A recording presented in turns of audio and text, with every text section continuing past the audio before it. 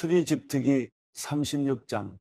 그러니 브살렐과 오홀리압과 여호와께서 기술과 능력을 주어 성소 짓는 모든 일을 할 수 있는 재능 있는 모든 사람들은 여호와의 명령에 따라 그 일을 수행할 것이다.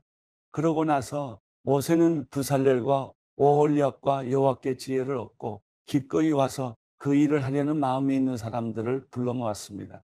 그들은 이스라엘 백성들이 성소 짓는 일을 위해 가져온 모든 예물들을 모세에게서 받았습니다. 그러고 나서도 백성들은 아침마다 끊임없이 기꺼이 예물을 가져왔습니다. 그래서 성소 일을 맡아 하던 모든 기술자들은 일을 멈추고 와서 모세에게 말했습니다. 여호와께서 명령하신 일을 하는데 백성들이 필요 이상으로 가져오고 있습니다. 그러자 모세는 명령을 내렸습니다. 그 명령은 온 진영에 선포됐습니다.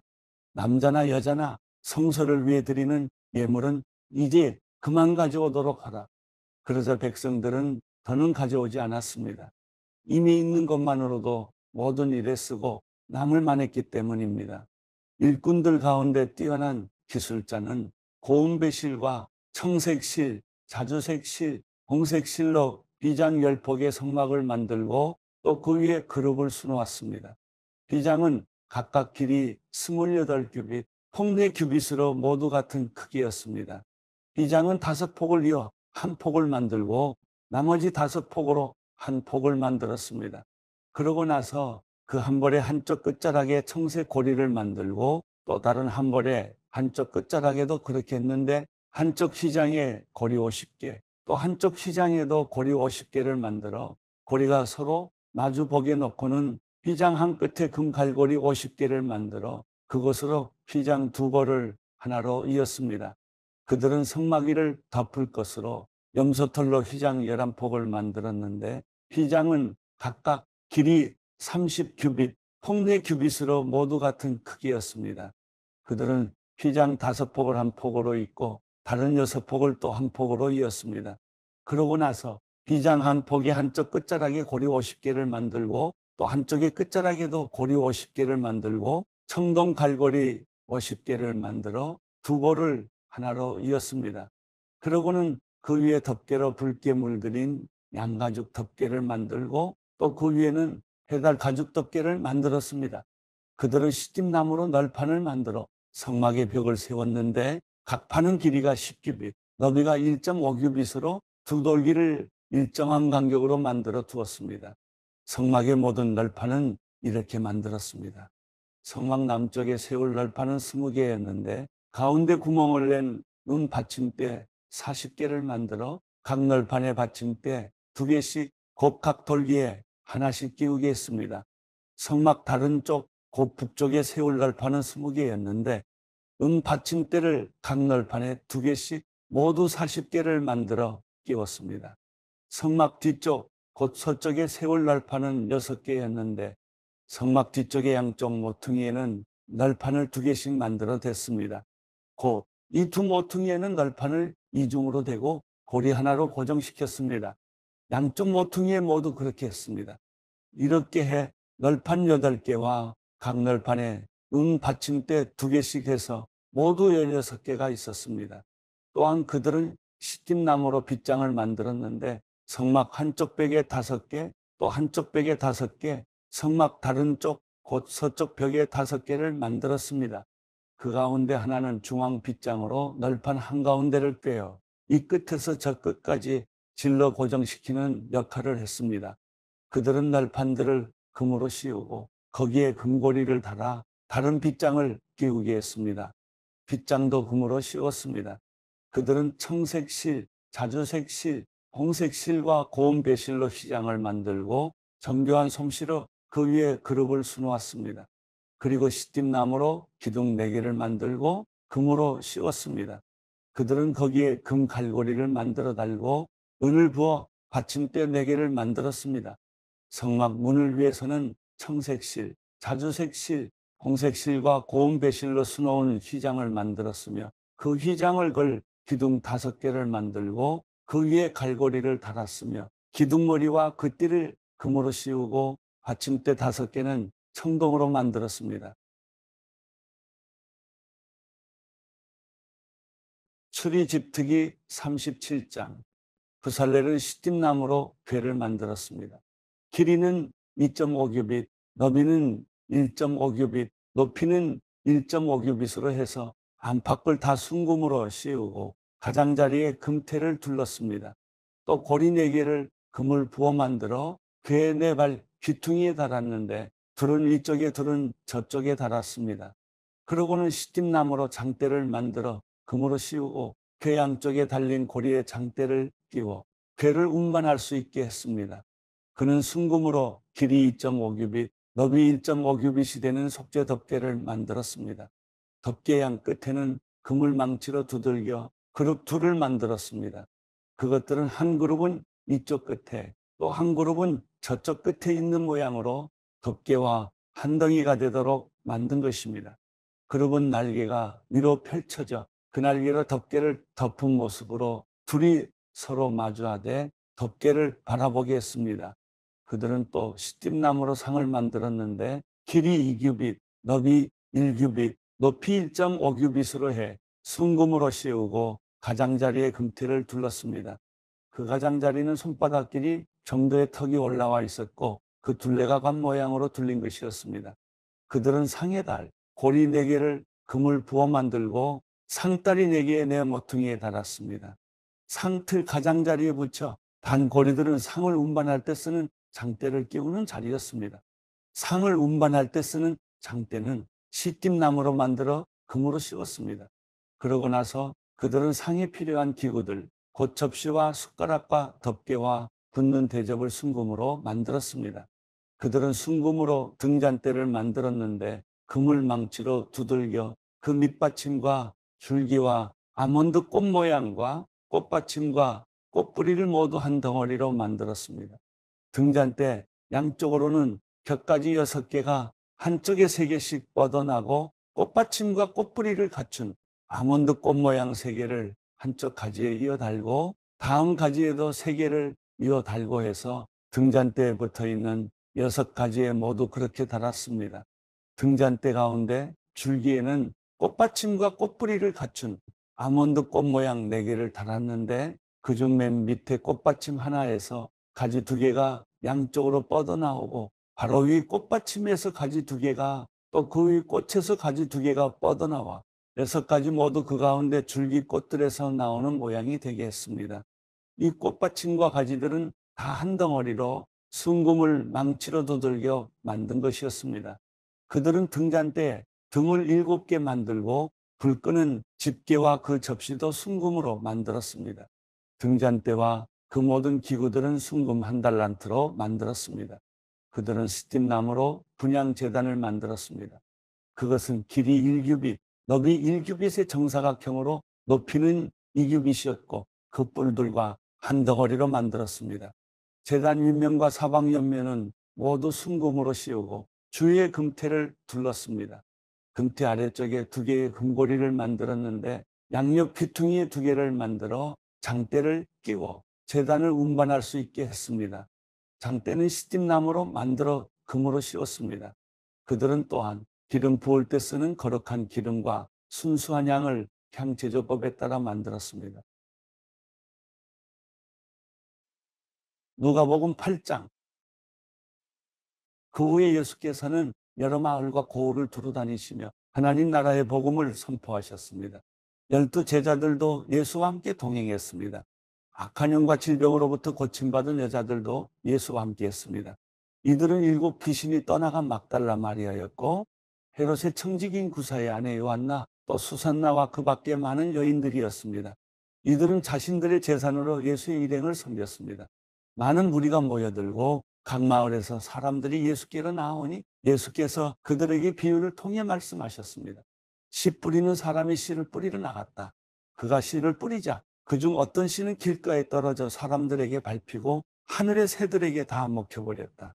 어떤 씨는 바위 위에 떨어졌는데 싹이 돋았지만 물기가 없어서 곧 시들어버리고 말았다. 어떤 씨는 가시덤불 속에 떨어졌는데 가시덤불이 함께 자라서 그 기운을 막아버렸다. 또 다른 씨는 좋은 땅에 떨어져 자라나 100배나 많은 열매를 맺었다.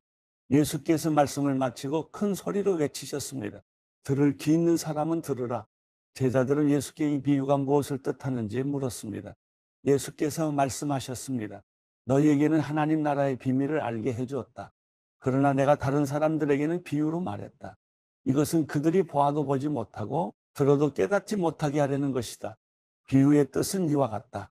씨는 하나님의 말씀이다. 길가에 떨어진 것은 하나님의 말씀을 들었으나 마귀가 와서 그 마음에서 말씀을 빼앗아가는 바람에 믿지 못하고 구원받지 못하는 사람들이다.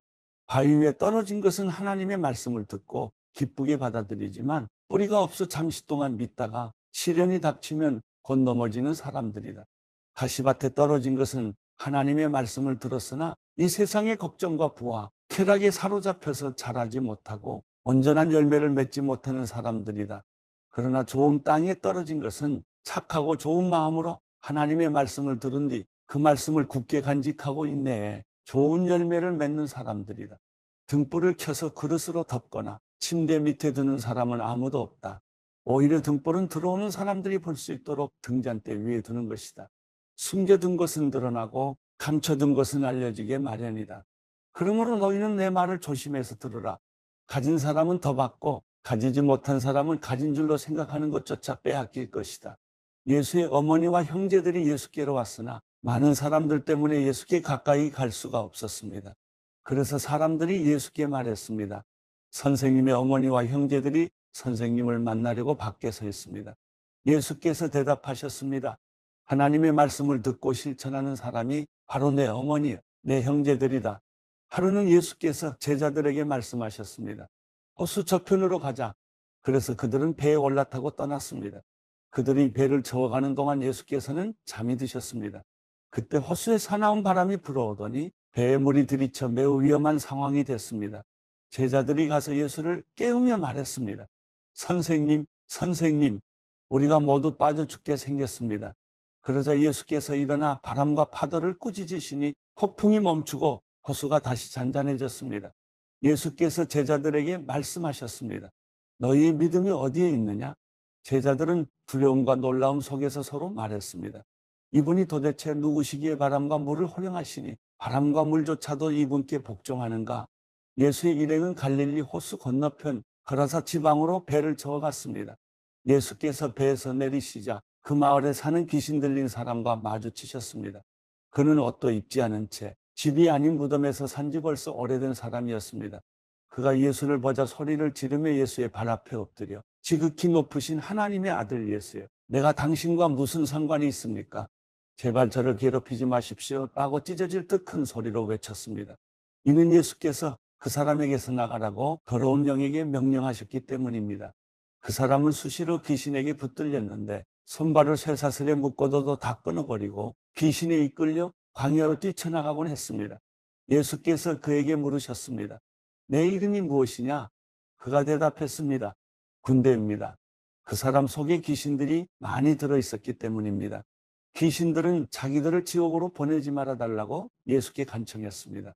마침 많은 돼지떼가 언덕에서 먹이를 먹고 있었습니다. 귀신들이 예수께 돼지들 속으로 들어가게 해달라고 애원하자 예수께서 허락하셨습니다. 귀신들은 그 사람에게서 나와 돼지들에게 들어갔습니다. 그러자 돼지떼는 비탈진 두고로 내리다가 호수에 빠져 죽게 됐습니다. 돼지를 치던 사람들이 그 광경을 보고 달아나 마을과 그 일대의 일을 알렸습니다. 그래서 사람들도 이 광경을 보려고 나왔습니다. 그들이 예수께 가보니 정말 그 귀신 들렸던 사람이 제정신이 들어 옷을 입고 예수의 발 앞에 앉아 있는 것이었습니다. 그러자 그들은 두려웠습니다. 처음부터 이 광경을 지켜본 사람들은 그 귀신 들렸던 사람이 어떻게 낫게 됐는지 그들에게 말했습니다. 그러자 거라사 주변의 모든 사람들은 두려움에 가득 차 예수께 떠나달라고 간청했습니다. 그리하여 예수께서는 배를 타고 그곳을 떠나셨습니다. 귀신 들렸던 그 사람은 자신도 함께 가겠다고 예수께 애원했습니다. 그러나 예수께서는 그를 보내며 말씀하셨습니다. 집으로 돌아가서 하나님께서 내게 하신 일을 다 말하여라. 그러자 그 사람은 온 마을을 다니며 예수께서 얼마나 큰 일을 행하셨는지 전했습니다. 예수께서 돌아오시자 많은 사람들이 그분을 반겼습니다. 그들 모두가 예수를 기다리고 있었습니다. 그때 야이로라는 회당장이 와서 예수의 발 앞에 엎드리며 자기 집에 와달라고 간절히 애원했습니다. 12살 된 자기 외동딸이 죽어가고 있었기 때문입니다. 예수께서 그리로 내려가시는데 많은 사람들이 밀어댔습니다. 그 중에는 12년 동안 혈루병을 앓아온 여인이 있었는데 의사들에게 재산을 모두 썼지만 어느 누구도 그 여인의 병을 고쳐줄 수 없었습니다. 그 여인은 예수의 뒤로 비집고 다가가 그분의 옷자락에 손을 댔습니다. 그러자 즉시 출혈이 멈췄습니다. 그때 예수께서 누가 내게 손을 댔느냐라고 물으셨습니다. 사람들이 모두 만지지 않았다고 하자 베드로가 말했습니다.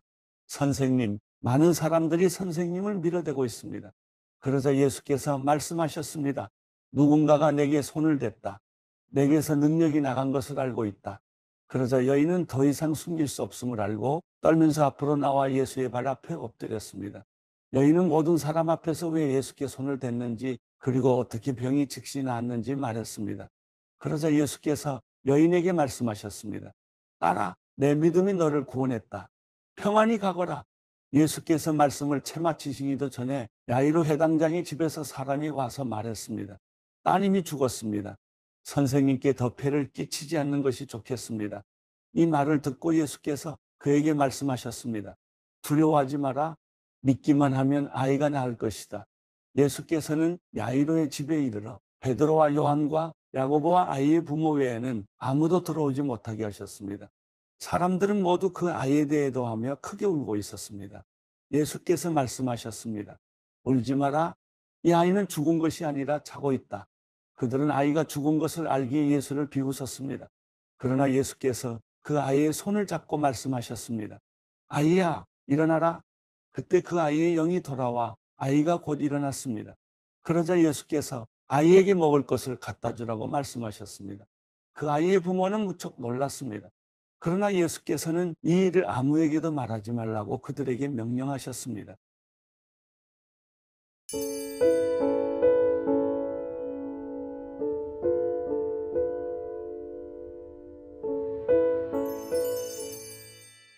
시편 49편 너희 모든 백성들아 이 말을 들으라.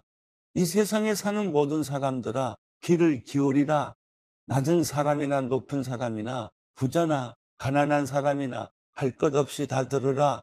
내 입이 지혜의 말을 할 것이고 내 마음의 묵상으로 꿰뚫어 알게 되리라. 내가 귀 기울여 잠언을 듣겠고 하프를 켜면서 내 수수께끼를 풀리라. 재난의 날이 다가올 때 내 발꿈치의 범죄가 나를 둘러쌀 때를 내가 왜 두려워하겠는가. 자기 부를 의지하는 사람들은 돈이 많은 것을 자랑하지만 그 가운데 어느 누구도 결코 자기 형제를 구원하지 못하고 형제를 위해 하나님께 대속할 재물을 바치지 못하리라. 영혼을 대속하는 것은 너무나 엄청난 일이어서 어떤 값이라도 충분하지 않으니 썩는 것을 보지 않고 영원히 살게 할 수는 없도다. 어리석은 사람이나 우둔한 사람들이 죽는 것 같이 지혜로운 사람들도 죽고 그들의 재산은 결국 남에게 남기고 가는 것이다. 그들이 속으로는 자기 집이 영원히 남고 그 거처가 대대로 있을 것이라며 그 땅도 자기들 이름을 따서 붙이지만 제 아무리 명예가 있다 해도 사람이란 오래가지 못하고 죽게 돼 있는 짐승과 다를 것이 없다. 이것이 바로 어리석은 사람들의 운명이니 오직 그들의 자손이 그들의 말을 증명하리라. 셀라, 그들은 양과 같이 무덤 안에 누워 있으니 죽음이 그들을 다스리리라. 아침이면 정직한 사람들이 그들을 다스릴 것이요 그들의 아름다움은 무덤에서 사라져 그 흔적조차 없어지겠으나 오직 하나님께서 내 영혼을 무덤의 권세에서 구원하시고 나를 받아주시리라. 셀라, 누가 부자가 돼 그 집이 점점 더 화려해져 간다고 해도 두려워할 것이 없도다. 죽을 때는 아무것도 가져가지 못하고 그 화려함이 그를 따라 내려가지 못하리라. 그가 사는 동안에는 스스로 복이 있다 여기고 그가 잘 돼서 사람들의 칭찬을 받을지라도 결국에는 자기 선조들에게로 돌아가 빛을 보지 못할 게 뻔하도다. 제 아무리 명예가 있다 해도 깨닫지 못하는 사람은 쓰러지고 마는 짐승과 다를 게 없다.